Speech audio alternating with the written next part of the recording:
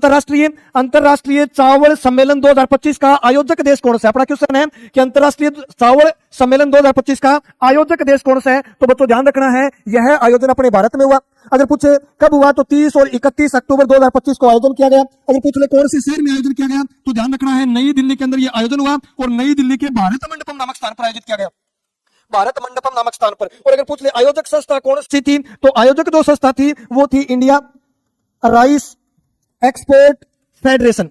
India rice export federation के माध्यम से अंतरराष्ट्रीय चावल अनुसंधान केंद्र IRE और F के नाम से जो संस्था है, उस संस्था के द्वारा अंतरराष्ट्रीय या फिर हिंदी में पूछे तो भारतीय चावल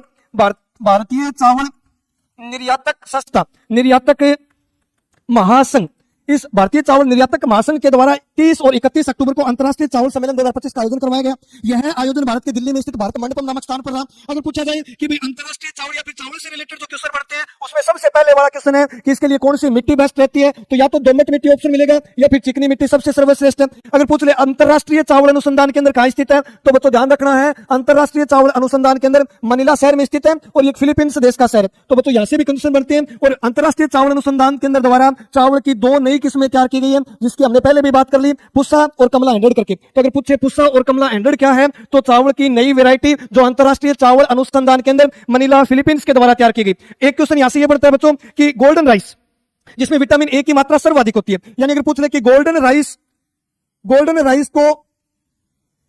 राइस मतलब एक ऐसे चावल की किस्म जिसमें विटामिन ए के सबसे ज्यादा स्रोत पाए जाते हैं। विटामिन ए का सर्वाधिक स्रोत गोल्डन राइस माना गया। और गोल्डन राइस को जो अनुमति देने वाला है, इस गोल्डन राइस किस्म को अनुमति जो देने वाला देश था, वो देश भी फिलीपींस था। लेकिन अगर बैन की बात है कि इस गोल्डन राइस को बैन करने वाला देश कौन सा है, तो भी बच्चों ध्यान रखना है फिलीपींस देश, जिसने गोल्डन राइस को अनुमति भी दी थी और फिलीपींस के द्वारा सबसे पहले गोल्डन राइस को बैन किया गया था। अगर भारतीय चावल अनुसंधान केंद्र अर्थात क्वेश्चन बने कि राष्ट्रीय चावल अनुसंधान केंद्र कहां स्थित है, तो राष्ट्रीय चावल अनुसंधान केंद्र सुभाष चंद्र बोस का जन्म स्थान अर्थात कटक के अंदर स्थित है और ये उड़ीसा का एक शहर है। और अगर पूछा जाए कि भारत में प्रथम राइस एटीएम की स्थापना कहां की गई, तो भारत में प्रथम राइस एटीएम की स्थापना भी कौन से राज्य के अंदर की जाती है?